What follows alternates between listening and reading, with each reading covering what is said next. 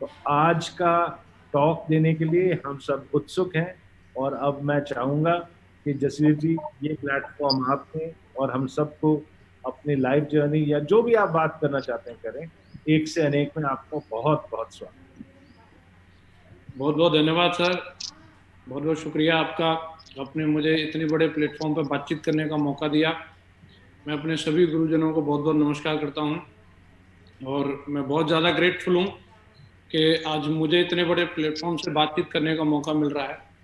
मैंने बहुत सारे टॉक शो देखे हैं, सुने हैं, टीवी पे भी मैंने देखा है, लेकिन जितना रेस्पॉन्स हमारे इस टॉक शो का आ रहा है एक से अनेक का, इतना शानदार रेस्पॉन्स मैंने आज तक किसी टॉक शो का नहीं देखा। और ये मेरे लिए, मेरी धड़कनें तेज हो रही है। मैं 15 साल से सेफ शॉप कर रहा हूँ। हजारों लोगों की मैंने मीटिंगें करी हैं, 10-10 हजार लोगों के प्रोग्राम किए, तभी भी मेरी धड़कन तेज नहीं हुई। लेकिन आज इस टॉक शो में हूँ मैं, मेरी धड़कन तेज है। और रात भर मेरे को नींद नहीं आई मैं जब से सर ने मेरा नाम लिया। मैं सर बहुत बहुत शुक्रगुजार हूँ आप सभी गुरुजनों का कि आपने मुझे बातचीत करने का मौका दिया। आज मैं जो कुछ भी हूँ, जो बोल पा रहा हूँ, जो बन पाया हूँ, सेफ शॉप की बदौलत बन पाया हूँ। एक मेरी छोटी सी स्टोरी है, पिछले 15 साल की एक छोटी सी जर्नी है। और मैं कोशिश करूंगा, जितने भी मेरे भाई हैं जो सेफ शॉप बिजनेस को बिल्ड कर रहे हैं, आज हो सकता है आपकी गाड़ी कहीं फंसी हुई हो और हो सकता है आपको ऐसा लग रहा हो कि अब पता नहीं क्या होगा करके, तो मे भी कि मेरी स्टोरी से आपको कुछ शायद संदेश मिल सके, तो ये मेरे लिए खुश नसीबी होगी, मेरा बहुत अच्छा मेहनताना होगा कि उसमें से अगर आपको कोई एक संदेश भी मिल सके।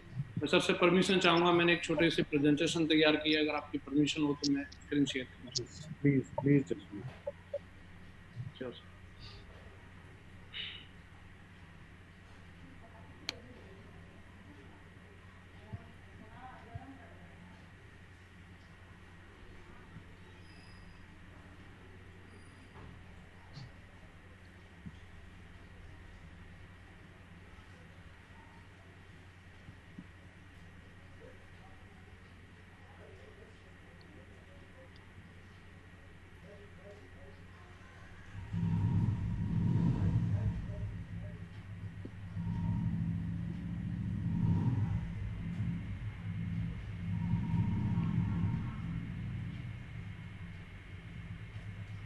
तो सर मेरी स्क्रीन दिख रही है? बिल्कुल दिख रही है।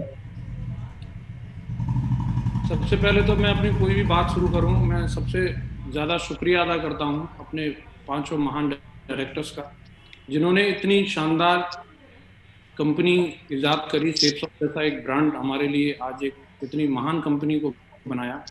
मैं डायरेक्टर्स नहीं कहूँगा, मैं कहूँगा ये 5 महाशक्तियाँ हैं जो परमात्मा ने हम जैसे लोगों के जीवन में परिवर्तन लाने के लिए धरती पर भेजी हैं।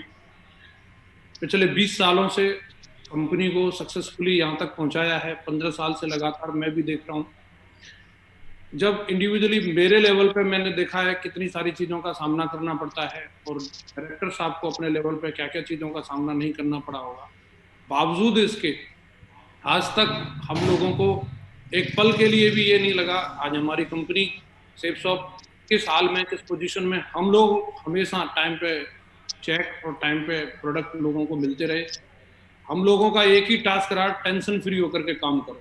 तो जिस तरीके से एक पेरेंट का जो एक प्यार होता है, जिस तरीके से एक पेरेंट्स का जो एक दुलार रहता है कि बच्चों को मालूम नहीं रहता कि घर में क्या चल रहा है, क्या नहीं चल रहा है, कैसी स्थिति है, पिताजी के अकाउंट में कितने पैसे हैं, कितने नहीं है, बच्चों को सिर्फ अपना खेलने कूदने और खाने पीने से मतलब रहता है। इस तरीके का लाड प्यार हम लोगों को मिला। मैं बहुत बहुत कोटि कोटि वंदन करता हूँ आप 5 डायरेक्टर्स का कि आप लोगों का जो प्यार हम लोगों को मिला है। मैं परमात्मा से ऐसी प्रार्थना करता हूँ आपका स्वास्थ्य हमेशा अच्छा रहे और आपका आशीर्वाद और आपका प्यार भरपूर इसी तरीके से हम लोगों को मिलता रहे। लाखों करोड़ों लोगों के जीवन में ये कंपनी परिवर्तन लाती रहे, मेरी ऐसी परमात्मा से प्रार्थना है। मैं सभी डायरेक्टर्स का कोटि कोटि वंदन करता हूँ। साथ ही मैं यहाँ आज अपनी कोई भी बात शुरू करने से पहले मैं बताना चाहूँगा कि जो कुछ भी आज मैं बोल पा रहा हूँ, जो कुछ भी मैं आज बन पाया हूँ, जो आज शब्द मेरे मुंह से निकल रहे हैं, मैं एक गांव का देहाती लड़का, और अगर आज यहाँ पे आप लोगों से बातचीत कर पा रहा है तो उसकी कहीं ना कहीं एक वजह है। ये वो लोग हैं जो स्क्रीन पे आप लोग नाम देख पा रहे हैं, ये लोगों की वजह से आज मेरे अंदर ये सब कुछ डेवलप हो पाया है, जो कुछ भी आज मैं बन पाया हूँ। माननीय श्री संजय कटोच सर को मैंने स्टार्टिंग में ग्वालियर के एक प्रोग्राम में देखा था। बहुत ही शानदार पर्सनैलिटी है सर की। सर से मुझे बहुत कुछ सीखने के लिए बहुत प्रेरणा मिली मुझे हमेशा से। हमारे ग्रेट गुरुजी राजीव चतुर्वेदी सर, गुरुजी का मैं बहुत बहुत शुक्रिया अदा करता हूँ। गुरुजी का बहुत परम आशीर्वाद मेरे ऊपर रहा, हमेशा मेरा ख्याल रखा। और एक ऐसी शख्सियत जिनके अंदर मैं अपना भविष्य देखता हूँ, जिन्होंने मतलब मैं कहूँगा कि इस बिजनेस में जो एक कहेंगे कि हमारे लिए जो एक हाईवे बना करके तैयार किया, जिस पर हम जैसे लोग सफलतापूर्वक जर्नी कर रहे हैं, माननीय श्री संजय जैन सर, मैं बहुत बहुत शुक्रगुजार हूँ सर का। हमारे एक्साइटमेंट की फैक्ट्री और हम जैसे लोगों को प्रेरणा देने वाले माँ गुरुजी श्री ओम प्रकाश सर का भी मैं बहुत बहुत शुक्रिया अदा करता हूँ।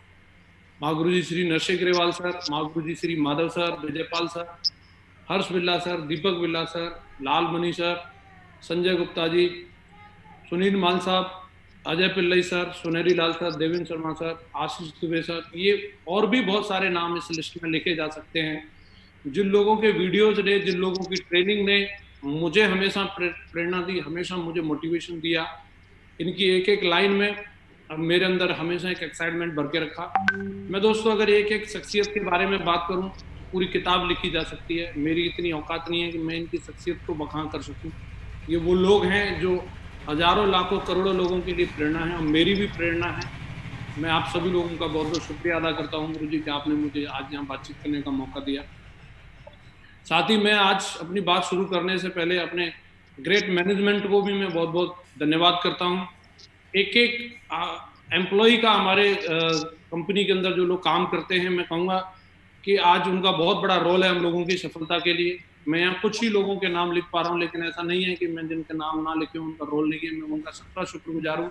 स्पेशली हमारे GM साहब Natarajan sir, Inder sir, Gopal sir, Anjali ma'am, Ravinder sir, Rajesh ji, Pravesh ji, Rawat ji, Ramnath ji, Ankita जी, नरेश जी और भी बाकी सभी लोग, इन सबका भरपूर प्यार मिलता है।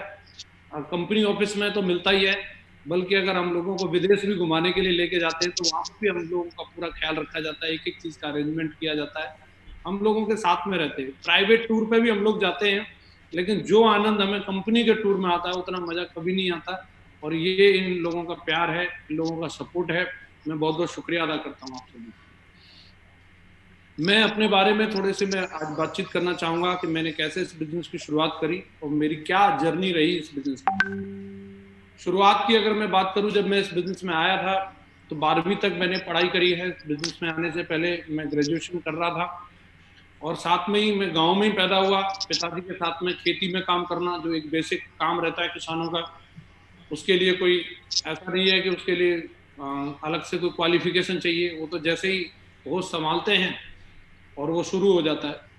तो कहीं ना कहीं खेती करना और दूध डेयरी खुलवा दी थी मेरी पिताजी ने गांव में मुझे। मैं वो दूध डेयरी भी चला रहा था और एक साथ में छोटी सी दुकान थी। तो ये सब चीज़ें मैं करता रहता था गांव में। एक बहुत सीमित सी जिंदगी थी और मैं कहूँगा कि बहुत ज़्यादा, मतलब मैं कहूँगा एक कुएं के मेंढक जैसा था मैं। कभी भी जिंदगी में, मेरे घर से 35 किलोमीटर दूर आगरा है, लेकिन आगरा भी मेरा कभी आना जाना नहीं होता था। कभी हिम्मत नहीं होती थी कि मैं कभी अगर जाऊँ।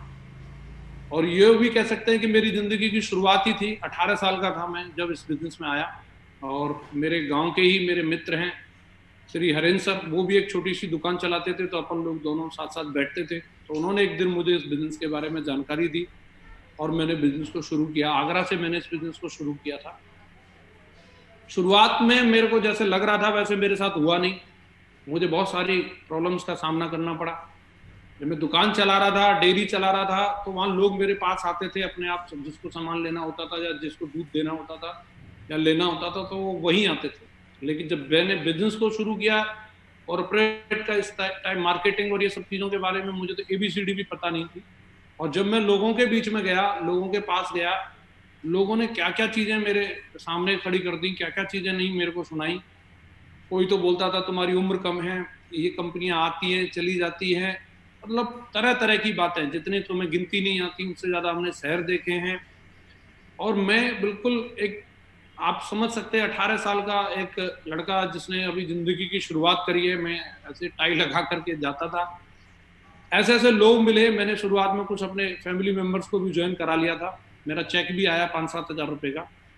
मैं वो चेक दिखाता था, एक बंदे ने तो मेरे कॉन्फिडेंस की इतनी हवा निकाल दी कि मुझे स्टाम्प तक पे लिख करके दे दिया कि ये 5-7 हज़ार रुपये आ गए, हम लिख के दे सकते हैं, अब इसके बाद हमारा चेक नहीं। ये ऐसी घटना थी कि जिससे मतलब बिल्कुल मुझे झकझोर के रख दिया। मैंने कहा इतना कॉन्फिडेंट आदमी है, पता नहीं क्या होगा। हालांकि लेकिन मैंने इस किस्से को किसी से शेयर नहीं किया, ना तो मैंने अपनी फैमिली में शेयर किया, ना मैंने अपने अपलायंस से, क्योंकि मैं समझ रहा था, मुझे इतनी तो अकल थी कि यहाँ पे मैं लोगों की सफलता देख रहा था। ग्रेवाल साहब के चेक देखता था, श्री माधव सर के चेक देखता था, महागुरु जी श्री विजयपाल सर के चेक मैंने अपनी आंखों से देखे थे। ये लोग 4 व्हीलर कार में चल रहे थे। तो इतना मुझे पता था ये कंपनी को चैलेंज नहीं कर रहा, ये कहीं ना कहीं व्यक्तिगत रूप से मुझे चैलेंज कर रहा है। और उस स्टाम्प को मैंने अपनी पॉकेट में फोल्ड करके रखा और मैंने ये कसम खाई कि जिंदगी में एक बार इस स्टाम्प को तो झूठा साबित करके दिखाना है, कुछ ऐसा करके दिखाना है कि इस व्यक्ति को भी महसूस होना चाहिए कि हाँ वाकई में 5-7 हज़ार रुपए के लिए जो तुमने चैलेंज किया था, आज मैंने उससे ज्यादा कमा करके दिखाया। बहुत सी चीजें रही मेरी जिंदगी में, बहुत सारे उतार चढ़ाव रहे। स्टार्टिंग में अगर मैं बात करूं, मुझे दिशा ट्रेनिंग में भी जाने का मौका मिला। 2005 में माँ गुरुजी श्री संजय जैन सर ने नागपुर में ट्रेनिंग करी थी।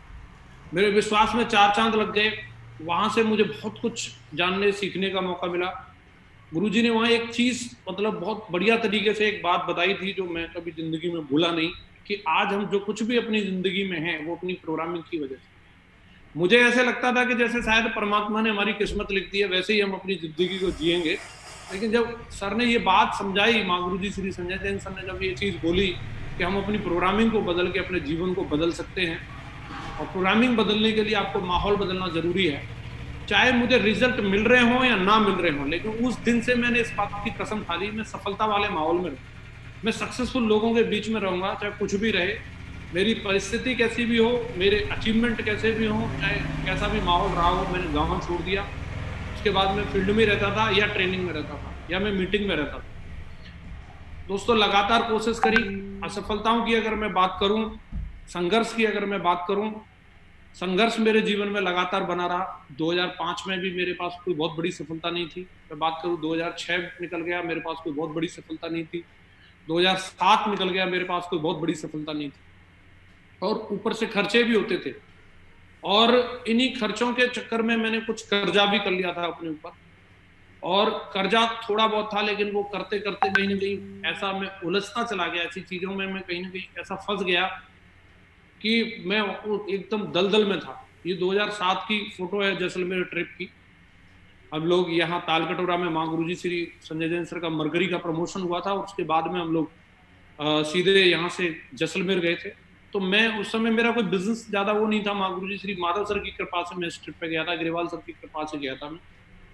और वहां पे मैं देख रहा था इतना जबरदस्त माहौल था, इतना जोश था। श्री रजत सर हम लोगों को रिसीव करने के लिए जैसलमेर रेलवे स्टेशन पे आए थे, और बहुत ही एनर्जी थी। लेकिन मैं अपने आप को जो देख रहा था, अपने बिजनेस स्ट्रक्चर को देख रहा था, अपनी स्थिति को देख रहा था, मैं कहीं भी उसमें रिलेट नहीं कर पा रहा था।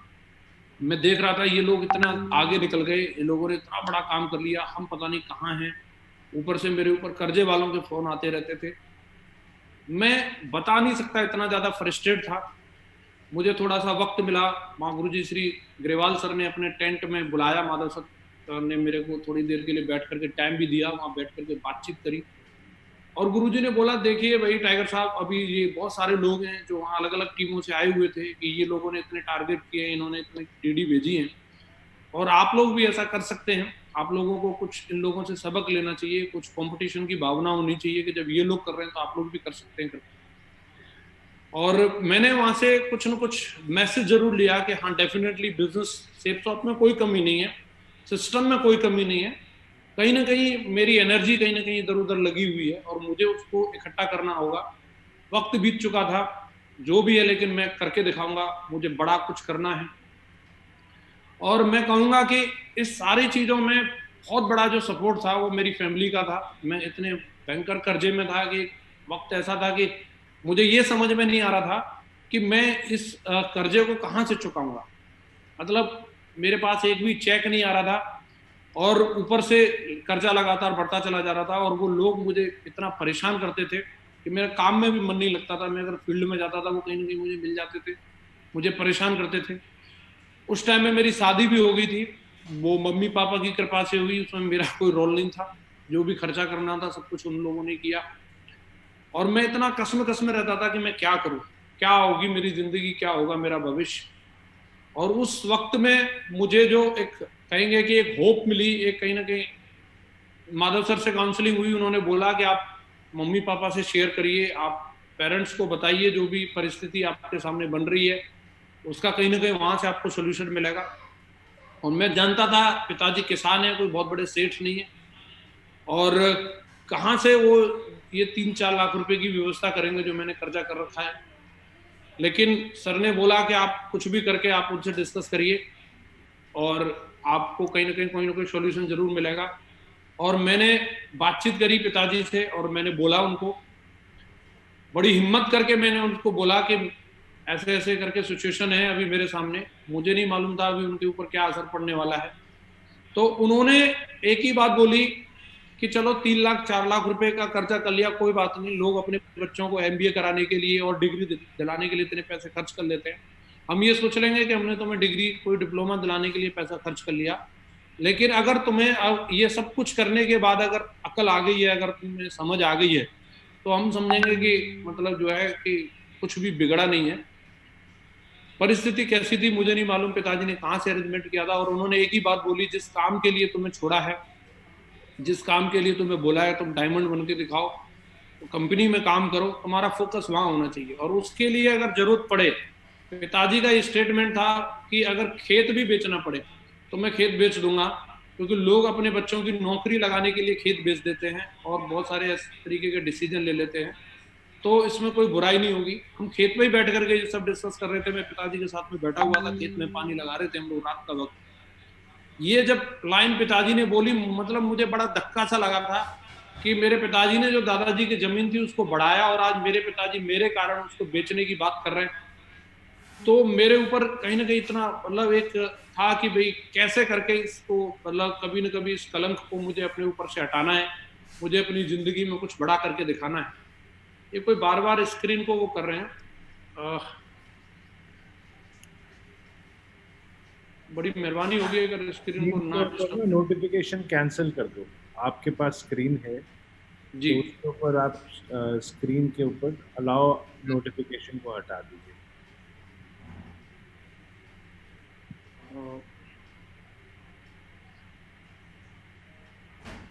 सर इसमें पार्टिसिपेंट एंट्री और म्यूट पार्टिसिपेंट रीनेम, जहाँ पे स्क्रीन है ना, शेयर स्क्रीन, अच्छा सर, अच्छा अच्छा, वहाँ से अगर कोई एनोटेशन हटाने का आपको नजर आता है, पार्टिसिपेंट शेयर इट है, शेयरिंग ऑन रखो और annotation. Participant can share similar, उसको सर हटाया हुआ है वो तो, एडवांस शेयरिंग। मैं सबको रिक्वेस्ट कर रहा हूँ कि आप स्क्रीन पे कुछ मत लिखिए, क्योंकि पूरा जो स्पीकर का कंसंट्रेशन है हट जाता है। आप ना वापस स्क्रीन शेयर करिए और इसको कंटिन्यू करो, बहुत अच्छी शेयरिंग चल रही है सर।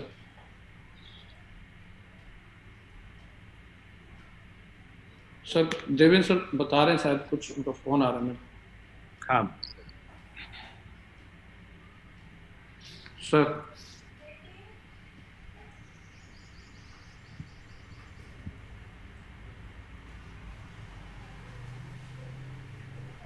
शेयर स्क्रीन करने के बाद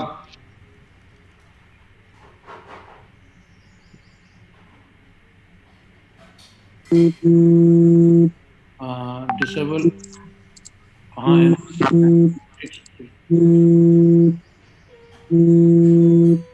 हाँ सर कर दिया।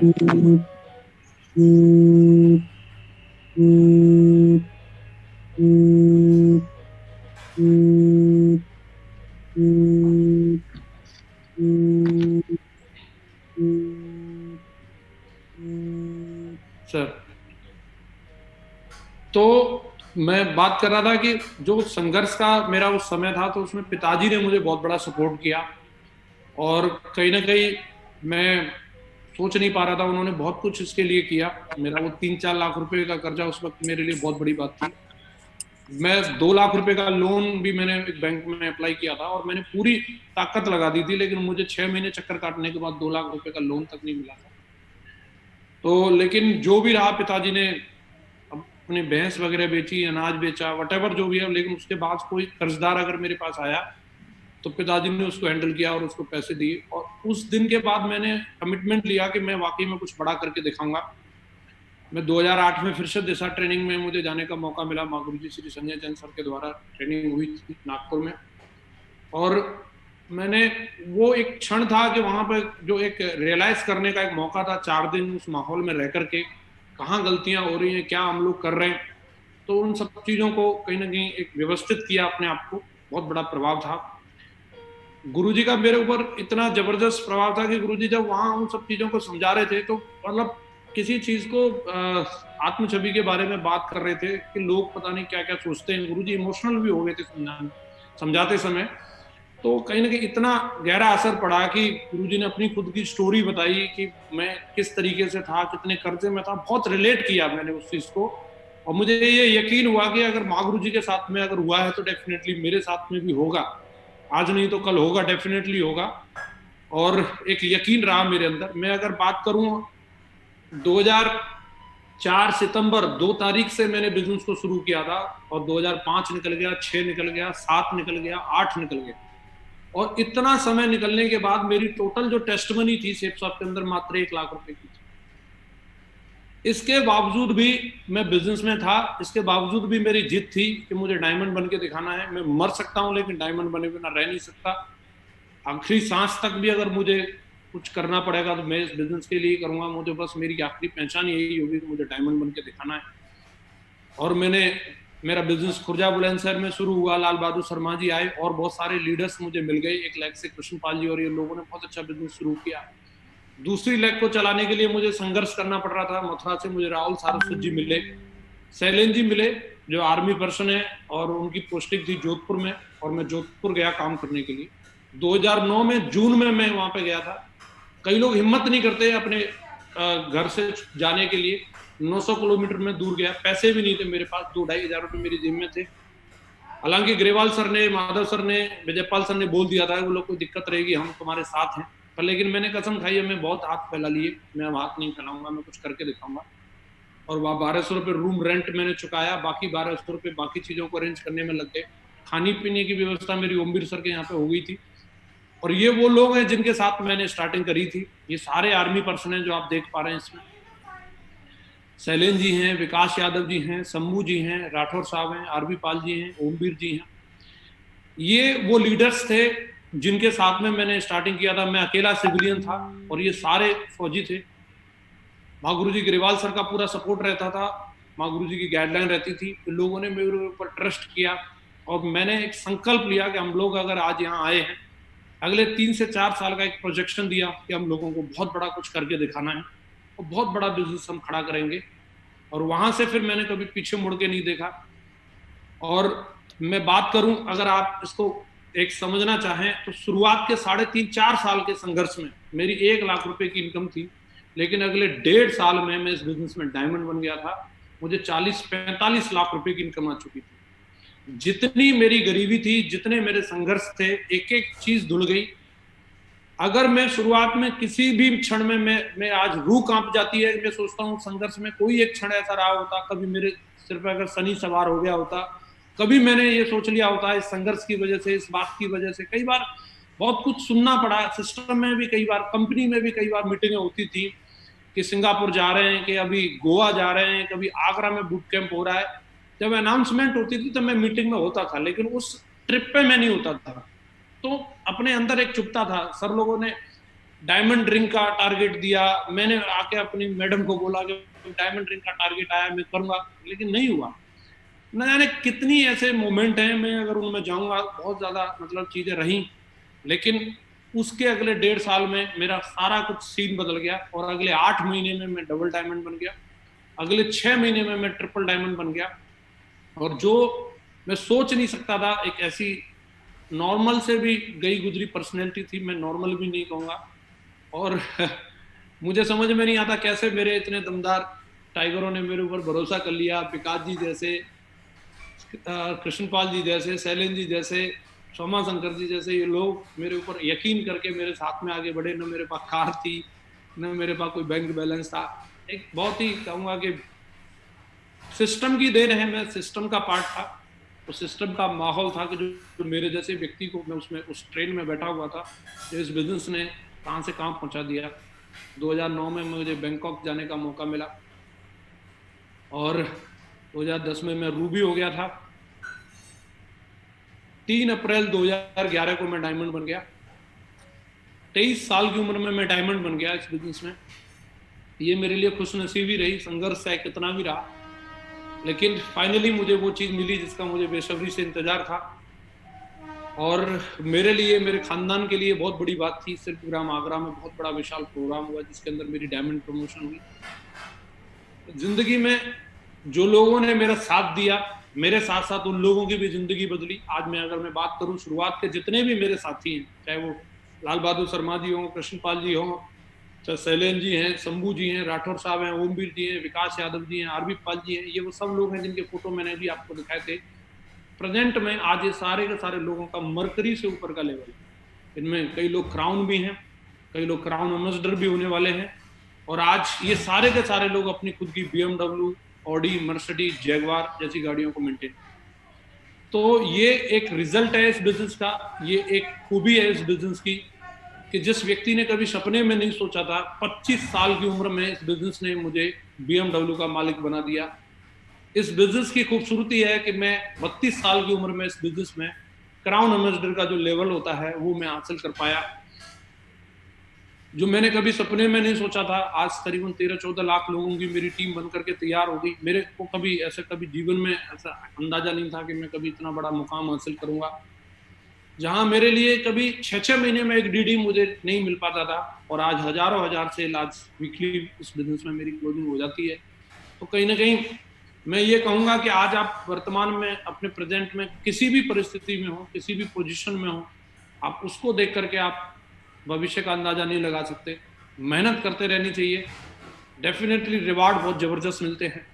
एक टाइम था कि जब मैंने आपको बताया 2 लाख रुपए के लोन के लिए मैंने चक्कर काटता रहता था, 2 लाख रुपए का लोन नहीं मिला। लेकिन ये स्टेप्स कंपनी की बदौलत, जिस व्यक्ति को 8,000 रुपए की नौकरी पर कोई नहीं रख सकता था, वो कंपनी ने एक हफ्ते में 7-7 लाख रुपए का पेमेंट मुझे यहाँ से प्राप्त हुआ। एक महीने में 20-20 लाख रुपए सेप्स की वजह से मेरे अकाउंट में ट्रांसफर हुए। तो मैं बारंबार धन्यवाद करता हूँ ऐसी महान कंपनी को, ऐसे महान सिस्टम को, कि जो एक देहाती किसान का लड़का, जो जिंदगी में कभी सोच नहीं सकता था, जो कभी भैंस चराया करता था, जो फावड़ा चलाता था, आज वो 15 से 20 करोड़ के क्लब में ला करके खड़ा कर दिया। कभी मेरे जीवन में भी मुझे ऐसा अंदाजा नहीं था। आज ये घर है मेरा मथुरा में। मैं ये नहीं कहूंगा ये कितने करोड़ का है, क्या है, करोड़ों से मतलब नहीं है, लेकिन ये है कि हाँ, आज मेरे परिवार के लिए जो एक कंफर्टेबल जो माहौल मैं देना चाहता था, जो आज कंपनी ने मुझे दिखाया था। मैं जिन 5 स्टार होटलों में जाता था, मैं हमेशा सोचता था कि ऐसा रूम मेरे पेरेंट्स के लिए होना चाहिए, मेरी सिस्टर के लिए होना चाहिए, मेरी वाइफ के लिए होना चाहिए। तो मैं धन्यवाद करता हूँ ऐसी कंपनी को कि आज ऐसा मुझे मौका दिया। आज ऐसा 5 बेडरूम का एक शानदार घर मैं अपने परिवार को दे पाया, जिसके अंदर 15-20 लोग आराम से एक थिएटर बनाया है, उसमें मूवी देख सकते हैं। बढ़िया एक जिम है जिसके अंदर जिस समय मन करे, दोपहर में मन करता है तो दोपहर में जिम जाओ, शाम को मन करता है तो शाम को जाओ। आज मैं धन्यवाद करता हूँ ऐसी महान कंपनी को कि मुझे इस बिजनेस में 25 साल की उम्र में BMW लेने का शुभ अवसर मिला। गाड़ी की भी मेरी बहुत सारी कहानियां हैं कि जब मैंने 2012 में कार ली, मुझे बड़ा डराते थे लोग। मैंने पहली गाड़ी थी सिस्टम में, और किसी ने उस समय कार ली नहीं थी इतनी बड़ी। मतलब 50 लाख रुपए की कार ले रहा है, चोर ले जाएंगे, तो जो लूट लेगा कोई, मतलब मुझे बड़ा डराते थे, बड़े सारी चीजें रहती थी। और मैं ग्रेवाल सर से बात करता था तो ग्रेवाल सर बोलते थे बीमा काय के लिए होता, तो काय के लिए टेंशन ले रहा, तेरी थोड़ी ले जाएंगे, बीमा कंपनी वालों भी ले जाएंगे, चाबी दे देना अगर कोई आएगा तो। फिर हिम्मत आती थी और मुझे ये सौभाग्य मिला, मैं 25 साल की उम्र में BMW का ऑनर बना। BMW वालों ने अपनी ऑफिशियल वेबसाइट पर मेरा फोटो डाला, मुझे बड़ी खुशी मिली। उन्होंने ये लिखा यंग ऑनर ऑफ BMW, मुझे बड़ी प्रसन्नता हुई। मैं ये कुछ फोटोग्राफ्स आपको दिखा रहा हूँ।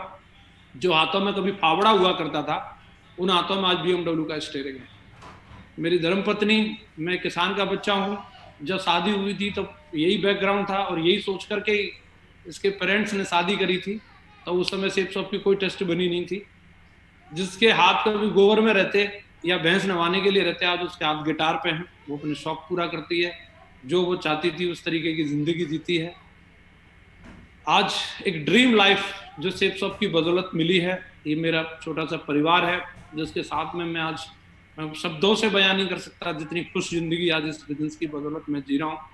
मेरा रोम रोम, मेरा पूरा संपूर्ण परिवार इस कंपनी को बार बार धन्यवाद करता है। आज न केवल मेरी जिंदगी बदली, आज एक BMW आई। आज मेरे नेटवर्क में 50 से ज्यादा प्रीमियम गाड़ियां हैं। आज सैकड़ों हजारों और भी लोग हैं जो आज इस बिजनेस से अपने खुद के मकान बना चुके हैं और अपने सपने पूरे करते चले जा रहे हैं, डायमंड बन रहे हैं और उससे कहीं ज्यादा आगे जा रहे हैं। देश विदेश की यात्राएं करने का मौका मिलता है। जो कभी पुलिया पे बैठा करते थे वो आज कहीं ना कहीं हंगरी, पराग और पेरिस, स्विट्जरलैंड में घूम रहे हैं। जो लोग कभी बम्बे की पटरी पे फोटो खिंचाते और वो आज आप देखिए वियना में फोटो खिंचा रहे हैं। ऐसी महान कंपनी जिनके नाम नहीं जानते, हम गूगल पे कभी सर्च नहीं कर सकते थे इन जगहों को, उन जगहों पे। मैडम बोल रही थी जब हम लोग बुडापेस्ट में थे तो कि ऐसा लगता था कि कंपनी दमदार है, तुम इतनी मेहनत करते हो कुछ अच्छा ही होगा, लेकिन कितनी दमदार है ये यहीं आके पता चला है। वो लोग कुछ भी हो जाए तुम जिंदगी में कंपनी मत छोड़ देना, मत दमदारी के साथ इसको करते रहना। कहीं ना कहीं आज मैं कहूंगा, मुझे ठीक से याद है कि जब मेरे कभी बड़े भाई, कोई मौसी के लड़के, मामा के लड़के बाइक वगैरह लाते थे, कभी चाबी नहीं देते थे, बोला तेरे से नहीं चलेगी। लेकिन जब मैं पेरिस गया तो अंग्रेज ने मुझे फरारी की चाबी दे दी, बोला आप चलाइए। जिस लड़के को कभी स्कूटर की चाबी नहीं देता था कोई, अंग्रेज ने फरारी की चाबी दे दी। मैंने फरारी ड्राइव करी। मेरे लिए ये सबसे बड़ी फोटोग्राफ है। कोई मुझे फरारी पे कपड़ा नहीं मारने देता। आज वो बंदा पेरिस के अंदर एफिल टावर के सामने फरारी लेकर के खड़ा है। ये मेरे लिए एक बहुत बड़े खुशनसीबी की बात है। मैं फाइनली 2-3 मिनट में अपनी बात क्लोज करूंगा। मैं इतना कहूंगा, जितने भी मेरे आज भाई मुझे जो सुन रहे हैं, जितने भी मेरे साथी आज मुझे सुन रहे हैं, आपका बिजनेस 4 साल पुराना है, 5 साल पुराना है, आज आपको वर्तमान में कुछ भी लगता हो, मैं एक ऐसा लड़का जिसका वजन 53 किलो था, जो कहीं किसी एंगल से लगता नहीं था, कोई कूड़ा उठाने का भी काम नहीं देता, आज वो लड़का इस बिजनेस में करोड़ों रुपए कमाता है, आज टॉप के क्लब में शामिल है। ये मेरे लिए खुशनसीबी है। मैं एक चीज कहूंगा, मैं जब तक हम खुद को पसंद नहीं करेंगे, दुनिया में पसंद नहीं करेगी। महागुरु जी लोगों ने अगर मुझे मोटिवेट किया तो मैं मोटिवेट हो गया। लोग मोटिवेट होते नहीं है, सबसे बड़ी बात यह है। अगर उन्होंने मुझे मोटिवेट किया कि तुम डायमंड बन सकते हो, तो यस, मुझे लगता था मैं बन सकता हूँ। मैं शीशे में खुद को देखता था, हाँ यार तू 8 लाख कमा सकता है। लोगों को क्या लगता है वो छोड़ो, लोगों को क्या लगता है कि तुम BMW ले सकते हो कि नहीं ले सकते हो, लेकिन मुझे लगता था मैं ले सकता हूँ, मैं बन सकता हूँ। मैंने खुद को पसंद किया और आज दुनिया पसंद करती है। अगर मैंने खुद को पसंद नहीं किया होता, मैं खुद ही भावना का शिकार रहता, तो आज यहाँ नहीं होता। मैं कहूंगा आप खुद को पसंद करो। आप दुनिया में रोल्स रॉयल्स चलाने लायक हो, आप खुद के जेट प्लेन में चलने लायक हो, आपके अंदर वो सारी चीजें हैं जो संसार में किसी भी सक्सेसफुल आदमी के अंदर होनी चाहिए, वो सब हर एक इंसान के अंदर है। आज मैं ये कहूंगा कि इंसान अपनी जिंदगी में परिस्थिति की वजह से सुखी दुखी नहीं होता, वो अपने नजरिए की वजह से सुखी दुखी होता है। एक आदमी है, परिस्थिति है, पैसा नहीं है, वो इसी वजह से घर बैठा है। और एक व्यक्ति है, पैसा नहीं है, इसी के लिए काम करना है। अगर साला अंबानी की औलाद होते तो काम करने की क्या जरूरत है। एक व्यक्ति की परिस्थिति है कि समय नहीं है, मैं कैसे करूंगा, लेकिन एक व्यक्ति सोचता है समय नहीं है, इसी के लिए तो काम करना है, समय होता तो काम करने की क्या जरूरत है। लोग छोटी छोटी बातों को लेकर के मुंह फुला लेते हैं, नेगेटिव हो जाते हैं। मैंने देखा है मंच पे थोड़ा नाम आगे पीछे हो गया, मुंह फुला लिया, थोड़ा सा फूल माला में तो 2 फूल कम रह गए, इसी बात पर लोग मुंह फुला लेते हैं। मेरी सीट कहाँ है, मुझे सीट नहीं मिली और लोग मुंह फुला लेते हैं। अरे मैं बोलता हूँ, मैं अभी आशीर्वाद प्रोग्राम था और वहां सीट की कमी थी, मैं जाकर के नीचे जमीन पे बैठ गया और मैं सोच रहा था मैं ही अकेला ऐसा टॉप सिंह हूँ कि देखो मैं क्राउन मिनिस्टर होकर जमीन पे बैठा हूँ। और मैंने आगे देखा हमारी कंपनी के जनरल मैनेजर श्री नटराजन सब जमीन में बैठे थे। मेरी ईगो दूर हो गई, मैं कोई अकेला नहीं हूँ। ये लोग ऐसी ऐसी चीजों को लेकर के नेगेटिव हो जाते हैं कि साहब पता नहीं क्या है। मुझे भी ऐसे कई बार ऐसा नाम नहीं लिया गया, लेकिन मैंने सोचा जब तक 51 किलो की माला मेरे गले में नहीं आएगी तब तक मैं दमदारी से काम करूंगा। मेरे नाम का टैग नहीं होगा, मैं तब तक दमदारी से काम करूंगा। परिस्थिति कैसी भी रही हो, लेकिन हर परिस्थिति को मैंने कारण बनाया आगे बढ़ने का, कभी भी मैंने उसको पीछे रहने का कारण नहीं बनाया। मुझे करके दिखाना है। जिम्मेदार जो आदमी होता है उसको संसार की सारी शक्तियां आशीर्वाद देती हैं। मुझे जो लगता है इस नन्हे से कंधों पे मैं नहीं जो कर सकता था, लेकिन मुझे जो सौभाग्य मिला जो कुछ करने का, मैंने उसको करने की कोशिश करी। लोग मिले, अपने आप वो लोग जुड़ते चले गए, वो सोर्सेस आते चले गए और अपने आप वो कारवा बनता चला गया। मुझे नहीं मालूम था, मैं अपनी सेल्फ टॉक में ये बोलता था एक दिन मैं ऐसा करके दिखाऊंगा, श्री रजत सर मेरा नाम लेंगे। उस वक्त में बिल्कुल एकदम मैं कहूंगा मेरे एक हफ्ते का भी चेक नहीं आता था, लेकिन मेरी सेल्फ टॉक में ये होता था। मैं बोलता था संजय जैन सर मेरा नाम लेंगे, मेरे लिए राजीव चतुर्वेदी सर मेरा नाम जानेंगे। मैं ऐसे बोलता था, ऐसी प्रैक्टिस करता था। आज जो मैं आप लोगों के सामने बोल रहा हूँ, ये सालों पहले मैंने इस स्पीच को तैयार किया हुआ। आज मैं ये कोई बनावटी नहीं बोल रहा, ये मैंने सालों पहले अपने दिमाग में विजुलाइज कर रखा था। एक दिन आएगा मेरी जिंदगी में कि मैं ये सब कुछ बोल रहा हूँ, और वो सारी शक्तियां अपने आप आपको आशीर्वाद देती हैं, वो अपने आप वो चीजें क्रिएट होती हैं। कंप्लेंट करने में कुछ भी नहीं रखा। मैं एक ही चीज कहूंगा, हमें अपने आप को देखना है। परिस्थिति जब होती है तो हम किस तरफ खड़े हैं। एक जंगल के अंदर आग लग गई तो सारे जानवर भाग रहे थे, शेर भी भाग रहा था, हाथी भी भाग रहे थे, भालू भी भाग रहा था, लेकिन एक छोटी सी चिड़िया थी, वो जाती थी तालाब में और वहां से चोंच में पानी लेती और आकर के आग में डालती। बार बार जाती तालाब में, चोंच में पानी लाती और आग में डाल रही थी। और एक बंदर उस सीन को देख रहा था और बंदर ने उसको बोला कि तेरी चोंच के पानी से क्या ये आग बुझ जाएगी? तो चिड़िया ने बड़ा खूबसूरत जवाब दिया, मैं जानती हूँ मेरी चोंच के पानी से आग नहीं बुझेगी, लेकिन जब भी कभी जंगल का इतिहास लिखा जाएगा तो तुम्हारा नाम तमाशा देखने वालों में होगा और मेरा नाम आग बुझाने वालों में। ये सबसे बड़ी बात है, हम किस तरफ खड़े हैं, परिस्थिति क्या है, हम उसमें कितना कर सकते हैं, हम उसको सही कर सकते हैं कि नहीं कर सकते, लेकिन हम खड़े किधर हैं, हमारे हाथ में पेट्रोल है या पानी है। सबसे बड़ी बात ये है।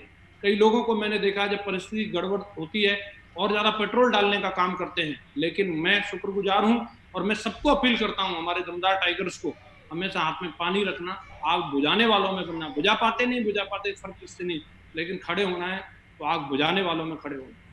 मैंने सबक सीखा इस बिजनेस से कि अगर आदमी व्यक्तिगत रूप से ये 5 जिम्मेदारियां अगर अपने आप से ले ले, उसको कोई रोक नहीं सकता। वो अपनी पुरानी गलतियों से सीखे, खुद में कोई अच्छी आदत डालने के लिए जिम्मेदारी ले, अपनी योग्यता को लगातार बढ़ाते रहें। एक टाइम था कि मुझे जब गुरुजी लोगों ने लैपटॉप दिलवाया था दिल्ली से कॉम्पैक्ट का, तो मुझे उसे चालू और बंद करना नहीं आता था, लेकिन आज मैं अभी एप्पल का लैपटॉप चला रहा हूँ। तो ये अपनी जिम्मेदारी है कि हम उसको कैसे डेवलप करने वाले हैं। दूसरा कि अपनी जिंदगी की जिम्मेदारी और अपने आप को खुश रखने की जिम्मेदारी। हमें खुश रखने की जिम्मेदारी कपिल शर्मा की या किसी कॉमेडियन की नहीं है, हमें खुश रखने की जिम्मेदारी हमारी स्वयं की है। लगातार हम लोग आर्ट ऑफ लिविंग के बहुत सारे टीचर्स आ रहे हैं, हम लोगों को बता रहे हैं, और मैंने भी ये सीखा, ये रिमोट कंट्रोल हमारे खुद के हाथ में है। दोस्तों, मैं अपनी बात को क्लोज करूंगा, लेकिन मेरी बात अधूरी रहेगी जब तक कि मैं इन महान शख्सियत का फिर से एक बार धन्यवाद न दूं। महागुरु जी श्री राजीव चतुर्वेदी सर, मैं कोटि कोटि धन्यवाद करता हूँ। महागुरु जी इतने बड़े लेवल पर रह करके मेरी छोटी से छोटी टीम के लिए, चाहे वो मैंने कभी खुर्जा में बुलाया, कभी बुलंदशहर में बुलाया, कभी मैंने मथुरा में बुलाया, हमेशा महागुरु जी ने मुझे आशीर्वाद दिया, हर जगह आए और मुझे हमेशा मेरा ख्याल रखा। मैं बहुत बहुत धन्यवाद देता हूँ, बार बार धन्यवाद देता हूँ महागुरु जी श्री संजय जैन सर का। सर, आप में मुझे अपना भविष्य दिखता है, मैं आपके जैसा बनना चाहता हूँ।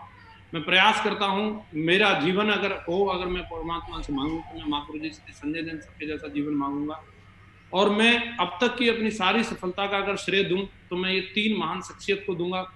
सबसे पहले महागुरु जी श्री नरसिंह ग्रेवाल सर, जिन्होंने हमेशा मेरी सोच को स्ट्रेच किया। उन्होंने कभी भी मेरे ऊपर रहम नहीं किया कि ये बच्चा है, ये ऐसा दिखता है, दुबला पतला है। उन्होंने मेरे अंदर एक शेर देखा और हमेशा उन्होंने मुझे मोटिवेट किया कि तुम बब्बर शेर हो।